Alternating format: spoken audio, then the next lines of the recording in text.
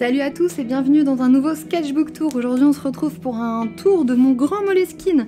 Donc c'est un Moleskine qui est vraiment en grand format parce que vous voyez, normalement les petits Moleskine ils font à peu près ce format là. Donc c'est vraiment un méga carnet par rapport à ce que je pouvais remplir auparavant. Donc j'étais très contente du papier des Moleskine auparavant. Donc je trouvais que les couleurs elles étaient pas mal, on arrivait bien à contraster tout ça, j'avais fait vraiment des choses assez sympas. Par exemple ça, bon, en plus ça date quand même un peu, j'avais fini ça en 2018. Donc c'était pas forcément très vieux et en fait ils ont changé leur papier. Donc je me suis dit ah bah en voyant la qualité de ce qu'ils faisaient avant ça ne peut être que bien. Et donc on m'a offert en plus, parce que j'ai un mari adorable, on m'a offert donc ce Moleskine, qui est donc un Moleskine assez grand format, et je me suis empressée de le commencer, et là ça a été un petit peu la déconfiture au niveau du papier. C'était pas du tout le même papier, donc ils ont remplacé le papier, et en fait c'était un petit peu compliqué. Donc je vais vous faire un petit sketchbook tour assez rapide sur ce carnet.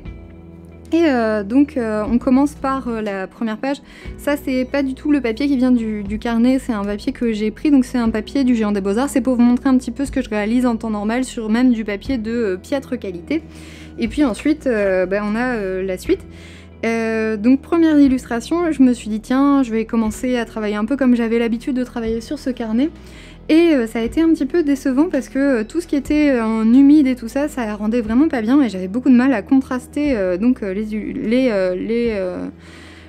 noirs et les couleurs profondes avaient vraiment du mal à pas se finir en bouillasse quoi. J'avais l'impression que dès que je mettais une couche, c'était comme si c'était au-dessus du reste, enfin bref, pas très agréable.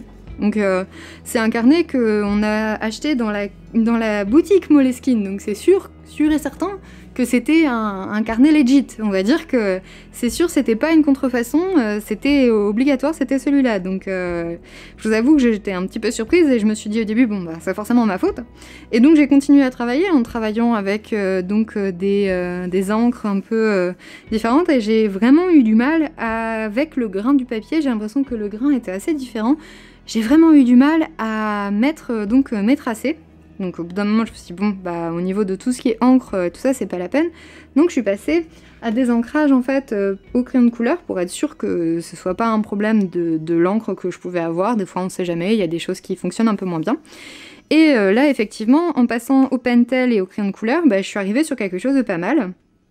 Mais sur tous les foncés de cette image en fait c'est de l'encre où c'est des couleurs très spécifiques, donc je sais pas si vous les connaissez, c'est les Primatech de Daniel Smith, donc c'est des couleurs qui sont faites à partir de minéraux, et à partir notamment de pierres qui sont réduits en poudre. Là par exemple, vous voyez là les noirs qui sont là, c'est de l'hématite, donc en fait c'est pas vraiment des pigments colorés comme on peut retrouver dans certaines autres marques d'aquarelle, c'est vraiment des pierres en fait, donc c'est assez spécifique. Et effectivement ça marchait plutôt pas mal parce que en fait ça n'était pas absorbé vraiment par le papier, c'est au-dessus en fait d'une certaine façon. Donc là j'avais réalisé ça et je trouvais que le résultat était plutôt pas mal. Et puis ensuite sur la page d'après j'ai testé l'écrémère donc sur ce papier là pour la première fois et j'ai pas du tout aimé le rendu, c'était vraiment très charbonneux et tout ça. À l'époque j'avais pas utilisé l'écrémère avec de la gomme arabique, je les utilisais direct et alors ça a été le cauchemar, ça s'est transféré de l'autre côté, je pouvais pas du tout le transporter. J'ai fini par prendre une gomme tout effacée là ici et ensuite fixer avec un fixateur ici à gauche, enfin bref c'était une horreur. En plus le dessin de droite je l'aime pas du tout, c'était vraiment, je l'ai même pas terminé pour vous dire. J'ai continué donc en essayant de réaliser pas mal d'aquarelles, donc on retrouve un peu des éléments qu'on retrouve dans mon style habituel avec les crocos rouges, avec les personnages. Je me suis un peu plus focalisée sur les portraits, sur un peu plus le monde un peu imaginaire. J'ai pas beaucoup utilisé de références dans ce carnet, c'était vraiment plus des illustrations qui venaient un peu plus de moi-même et c'était assez intéressant à faire. Vous allez voir aussi il y a pas mal de choses qui sont pas faites à la même date. Ça c'était en 2019, ça c'était en 2019, fin 2019, et là ça c'est début 2019, donc bon on reste quand même sur un carnet qui a été fait en un an, donc forcément c'est beaucoup de dessins. La schminke passait pas trop mal dessus, donc ça j'avais testé différentes marques d'aquarelle, mais par contre il y avait vraiment des choses qui rendaient pas bien. Là la crémère sans gamme arabique c'était pas du tout la peine. Ensuite J'ai réalisé pas mal d'illustrations en grande page parce que je me suis dit, bon, bah, un carnet en grande page comme ça peut être intéressant aussi de travailler sur vraiment des grands formats. Et là, c'était la White Nights que j'avais utilisée, donc, et pareil, même problème sur les sombres. J'ai l'impression que dès que j'essayais de saturer un petit peu, de contraster vraiment les aquarelles, ça marchait pas du tout. Donc j'étais un peu déçue. Ou alors, fallait vraiment que j'y passe un temps fabuleux. Donc ça, c'est la crémaire avec de la gomme arabique comme peinture. Et vous voyez, même là, les taches sombres comme ça, sur un autre papier, ça donnerait vraiment du noir noir. Et là, sur ça, ça donnait vraiment un vieux vert un peu pisseux. Bref, c'était vraiment super compliqué et je suis pas convaincue que ça vienne de moi parce que dès que j'utilise les Prématech, par exemple, dessus, bah, ça marchait bien. Donc je pense vraiment que c'était le papier. J'ai vraiment eu du mal à accrocher dessus. J'avais l'impression des fois que je devais mettre beaucoup d'efforts pour une illustration qui me satisfaisait vraiment pas beaucoup. J'ai fini par utiliser une encre très très noire pour réussir à avoir un contraste en fait dans mes illustrations, mais c'était toujours un peu qui tout double quoi, c'est vraiment ça c'est d'autres papiers. Et vous voyez là par exemple ce vert un peu vert foncé, en une fois j'avais ce résultat là sur ce genre de papier, alors que pour avoir ce résultat là ici il fallait que je passe 5 couches quoi, donc c'était vraiment pas pratique.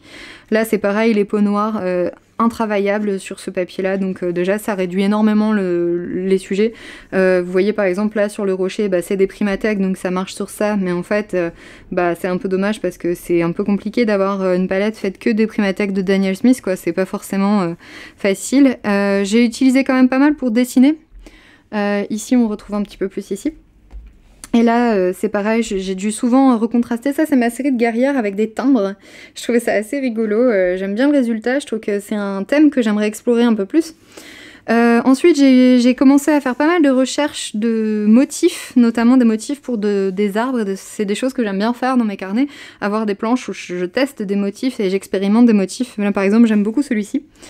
Souvent, je note ma palette de couleurs sur le moment. Ça me permet ensuite de les avoir quand je veux retravailler ou réintégrer ces motifs dans d'autres illustrations. Ici, c'est une recherche d'après Courbet.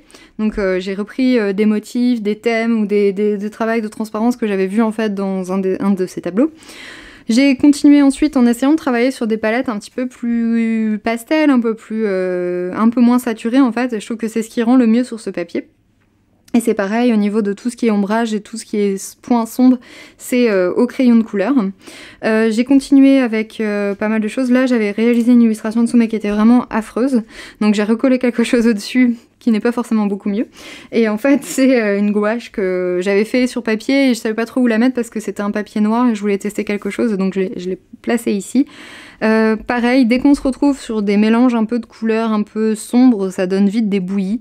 Malgré tout, j'ai réussi à tirer quelques petites illustrations, pas trop mal, mais c'est parce qu'il y avait vraiment certaines pages qui fonctionnaient plus trop bien et d'autres pas du tout. Là, on retrouve le même problème de contraste. C'est vraiment quelque chose qui m'a sauté aux yeux. Et quand on arrive à avoir des contrastes, c'est à un prix où il y a une sorte de transparence un peu étrange avec des ombres un petit peu bronzées dessus.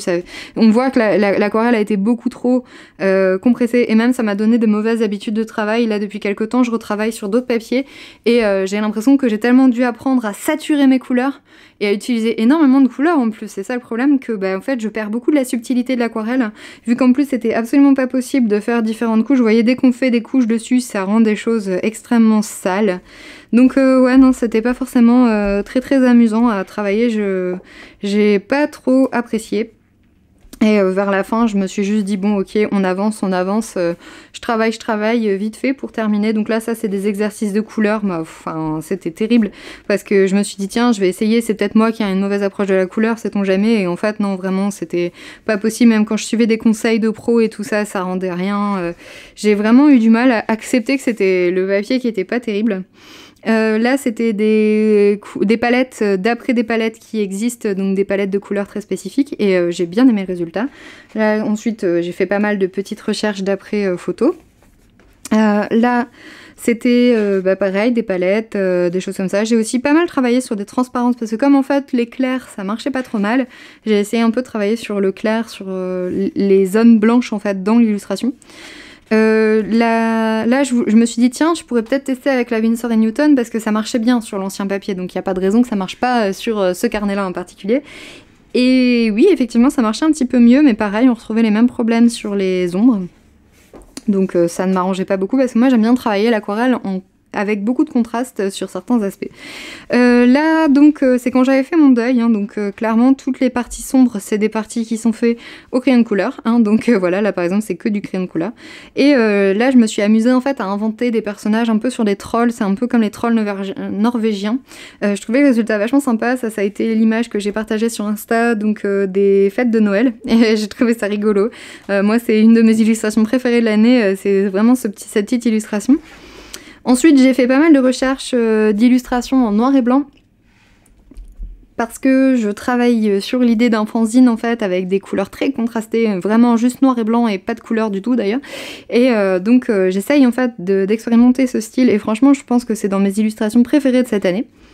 J'ai continué donc sur ce style-là un petit peu, donc bon, des fois c'est plus ou moins bien. Là clairement il y a des choses qui me déplaisent un petit peu, mais en fait l'idée c'était vraiment de lâcher prise et d'expérimenter vraiment juste en noir et blanc, ce qui est pas facile pour moi parce que je travaille quasiment uniquement en couleur, donc c'est toujours un peu compliqué, mais j'ai vraiment pris goût du noir et blanc avec mon Inktober de cette année, donc je continue un petit peu à travailler ça. Puis ici, c'est plus des recherches sur un thème un petit peu, j'avais en idée un peu cette composition avec un mur derrière, avec des insultes et des choses comme ça, et je trouvais ça intéressant. J'aime bien les versions noir et blanc, et je trouve qu'elles ont... Celle-là, elle est vraiment intéressante, je trouve. J'ai fait aussi pas mal d'études de palette de couleurs, et celle-là, vraiment, je la trouve vraiment chouette, donc j'aimerais bien la faire en plus grand. J'attends juste le moment de m'y mettre. Et puis là, c'était vraiment... J'en pouvais plus, je voulais vraiment finir des pages, donc je faisais des exercices de pinceau. Là, c'est pareil, c'était vraiment des recherches sur la ligne claire. Et en fait, j'ai vraiment essayé de faire cette illustration sans utiliser du tout de croquis, donc directement en couleur, et c'était assez libérateur et assez intéressant à faire. Puis enfin, on termine sur celle-ci. Moi, je pense que ça, c'est une de mes illustrations préférées de tout le sketchbook. Mais je la reprendrais bien un petit peu plus au propre avec un corbeau que je pourrais vraiment faire en plus noir. Et puis là c'est pareil, je trouve qu'il y a des choses qui fonctionnent bien et d'autres pas du tout. Genre là le chapeau ne marche pas, il faudrait l'enlever. Mais je ne peux pas faire CTRL-Z sur ce carnet. Donc voilà, une fois que j'avais terminé ce carnet, bah, j'étais en fait assez satisfaite parce que j'ai commencé à retravailler sur d'autres papiers et j'étais beaucoup moins blasée et beaucoup moins déprimée parce que j'avais vraiment l'impression que le problème venait de moi. Ce que ça m'a appris, c'est que des fois, même un bon matériel, ça peut pas forcément vous convenir. Et en tout cas, une chose est sûre, c'est que je ne le rachèterai jamais. Ça a vraiment été pas agréable de travailler sur ce carnet et je ne me l'explique pas parce que j'avais pris beaucoup de plaisir sur l'autre Moleskine. Donc maintenant, je suis en train de tester d'autres carnets en ce moment et j'espère avoir un coup de cœur pour ensuite pouvoir passer à autre chose. Malgré tout, c'est un des premiers carnets que j'ai terminé en 1 an. Et ça c'est vraiment cool parce que avant un carnet comme ça m'aurait pris des années. D'ailleurs il y a des choses dedans que j'aime moins, mais honnêtement je trouve que toutes les pages sont assez intéressantes dans le sens où elles apportent en tout cas une recherche graphique. C'est aussi un carnet qui a pas mal voyagé et qui a pas mal bougé. Et par rapport à ce carnet, donc l'autre carnet que je vous ai montré en début de vidéo, d'ailleurs vous pouvez voir le sketchbook tour de ce carnet, là ici je le mets en fiche en haut à droite. Par rapport à ce carnet que j'avais commencé en 2013 et que j'ai fini en 2016, qui m'a fallu 3 ans pour terminer alors que en fait il est 2 voire 2-3 fois plus petit, j'ai travaillé beaucoup plus vite dessus et le format était assez intéressant parce que ça me permettait vraiment d'expérimenter des formats plus fourmillants. Après en fait je trouve ça un peu dommage d'avoir des aussi grands carnets de sketchbook pour la simple et bonne raison qu'il est difficile, je trouve, de travailler autant sur certains formats parce que c'est peut-être plus simple de faire des miniatures dans un carnet aquarelle et puis ensuite en fait de partir directement sur une feuille et de faire un original ou en tout cas de réaliser une illustration plus poussée. J'ai vraiment eu cette sensation là, je me suis dit ouais en fait il vaut mieux avoir un plus petit carnet pour vraiment avoir un côté carnet recherche et puis ensuite en fait partir sur une illustration plus poussée directement en feuille libre. Donc peut-être que c'est pas un format que je reprendrai en tout cas, des formats peut-être plus petits comme ça. Mais c'était assez intéressant quand même de tester ce carnet, donc voilà, si jamais vous voulez voir d'autres sketchbook tours, n'hésitez pas, ça sera après dans le panneau de fin de vidéo, et je vous souhaite une bonne journée et à bientôt sur la chaîne, au revoir.